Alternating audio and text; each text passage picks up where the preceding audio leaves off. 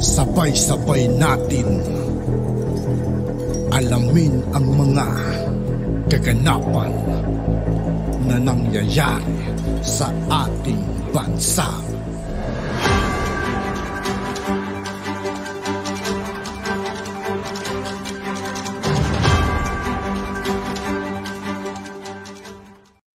Yo, what's up mga kaibigan? This is I2K po again. Ngayon nandito naman tayo sa channel ni Pinas Viral News. Dito naman ulit tayo magbibigay ng komento at reaksyon. Kaya samahan nyo guys, let's go! Kakapasok lang na balita kung saan matapos ireklamo ng mga sariling kaibigan at business partner nang itakbo daw nito ang 6 million investment para sa itatayong high-end club sa BGC. Tapos lakchis na si Sunshine Dizon muling kinasuhan ng estapa sa Bicol. Matapos itakbo daw di umano nito ang 10 million pesos na pera sana na itatayo sa online sabong. Tila sunod-sunod na ang nagreklamo sa former kapamilya referred Kapuso Star na walang iba kundi si Sunshine Dizon dahil sa isiniwalat mismo ng National Bureau of Investigation ng Camarines Sur kung saan ay tinutugis na nila ang aktres dahil sa di umano'y pagtangay nito ng 10 million pesos para sa dalawang kanegosyo sa Bicol para sana sa ipinangakong kita mula sa isabong. Tila hindi na napigilan pa ng marami sa ating mga kababayan ang mabahala sa kung bakit na naging ganito ang nasabing balita sa dati nilang hinangaang aktres. Dahil matapos batikusin ang dating administrasyon ni dating Pangulong Rodrigo Roa Duterte at lumipat sa Kapamilya Network ay tila sunod-sunod na daw ang karmang niraranas nito ng former child star. Pero bago ang lahat mga kababayan, kung bago Sa lahat ng hindi pa nakasubscribe mga kaibigan kay Pinas Viral News, mag-subscribe na po tayo at huwag nyo rin pong kalimutan mag-subscribe dito sa aking channel. ka pa lamang sa channel namin ay huwag mong kalimutang mag-subscribe at pakiclick na din ang notification bell para mas maging updated ka pa lalo sa lahat pa ng bagong videos na i-upload namin. At yun na nga mga kababayan, matapos masangkot sa 6 million stapa case sa pangakong itatayong bar sa BGC, tila napuno na ang National Bureau of Investigation or NBI sa kapusong actress na walang iba kundi si Sunshine Dizon. Dahil sa panibagong stapa case, ang sinampa sa dating child star at ngayon ay nasasangkot ito sa 10 million stapa case mula mismo sa online sabong. Patuloy na nagugulat ang sambayanan sa sunod-sunod na kontrobersyang kinasasangkutan ng dating artistang hinahangaan lalo na ng mga kababaihan sa kanyang hindi matatawarang pagganap sa mga daramang kanyang pinagbidahan.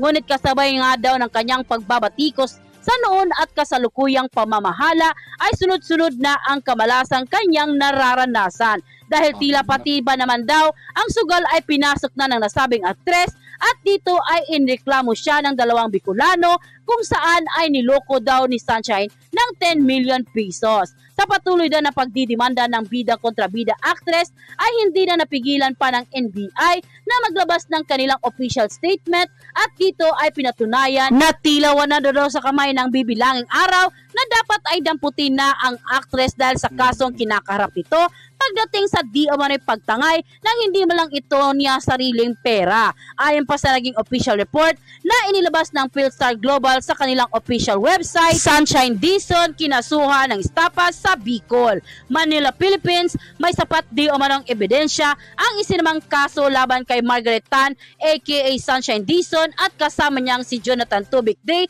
sa Regional Trial Court of Dait, Camarines Norte. Ayon sa inilabas na resolusyon ng Provincial Prosecution Service, Dait, Camarines Norte, na base sa isinampa ng nagangalang sina Bernardito Cusa Padua at Rogelio Cruz Punaser ng Jose Panganiban, Camarines Sur. Di umano'y nag-invest ang mga reklamo ng 10 milyon dahil sa pangakong kikita sila sa online sabong at saan nag-uumpisa ang kanilang usapan noong February 2022.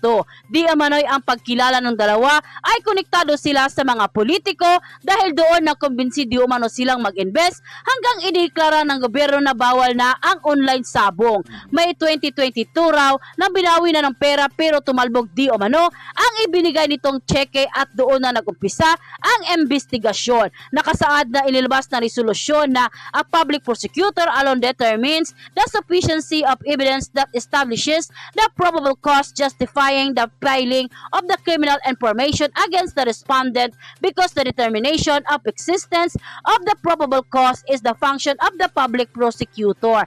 Generally, the public prosecutor is afforded a wide latitude of discretion in the conduct of preliminary investigation. A finding of probable cause needs only to rest of evidence showing that there exists a well-founded belief that the crime has been committed and that the respondent is probably guilty thereof. Wherefore, let an information for stapa under paragraph 2 of Article 315 of the Revised Penal Code as amended by RA 109151 be filed against Jonathan Robic D. and Margaret Tan aka Sunshine Dizon before the Regional Trial Court of Daet, Camarines Norte. Pirmado ang nasabing resolusyon ni na-Associate Provincial Prosecutor Indara P. Napilco Martinez at approved by Provincial Prosecutor Ibilio Crispa Pormento. Sinubukan naming hinga ng pahayag ang kampo ni Sunshine pero hanggang sa isinulat namin ito, wala pa kaming natanggap na report. Matapos ang kasong isinampa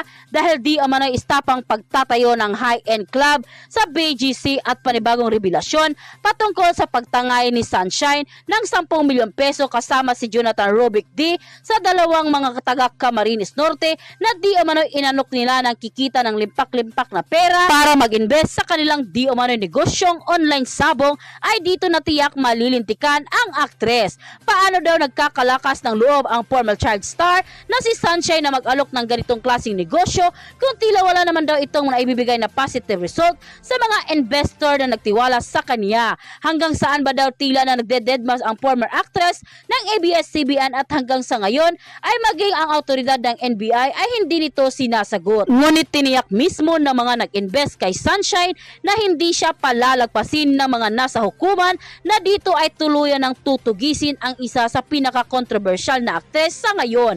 Banat pa ng marami sa ating mga kababayan kay Sunshine, ibalik nito ang pera sa mga investor niya kung mga titira pang konsensya sa kanyang puso o tila matigas na ito tulad ng ilan mga artista na na-involve din sa pasugalan na mapagsahanggang ngayon ay hindi pa nasusolusyonan ang mga perang tinatangay nila. Ayon pa sa marami sa ating mga kababayan online, pati naman din sa isabong ay pinasok na nito at ganito na lang tila kahirap ang kumita ng pera ang dating hinangaan ng mga kapwa nito artista. Pakiwari ba nila na nagsimula na ang kamalasan ni Sunshine Dizon dahil di umanay pangingialam nito sa mundo ng politika sa pagbabatiko sa mga noong at kasalukuyang namamahala sa bansa. Tila lahat daw ay may balik, hindi mo lang talaga alam kung kailan at kakapit daw ang naranasan ni Sunshine sa sunod-sunod na problema at atrasong kanyang kinakarap, saan daw ito lulusot lalo na't kinumpirma ng NBI na tutugisin na siya dahil sa pandidedma nito sa ilang mga sabpinang ipinapadala sa kanya. Matapos ngang lumabas ang balitang ito, ay umani agad ng samot-saring komento mula sa marami sa ating mga kababayan kung saan ay marami nga sa kanila ngayon ang hindi napigilan ang kanilang sarili na maglabas ng kani-kanilang hinaing at komento sa mundo ng social media. And the netizen posted, basta't walang kontento sa buhay at sobrang ambisyosa kahit kaluluwa, isasanglakay sa tanas. Jail ang permanenteng resident. Kilalang taong mga yan at dati sikat na artista. Bakit niya gagawin yan? Alam naman niya na sa panahon ngayon ay madali siyang matetirate. Habang naghimas ka ng rehas, baka himas-himasin ka rin ng mga kakusa mo. Walang stop iyan kasi estapa kaso mo. Sayang ka Sunshine, galing mong artista sa GMA.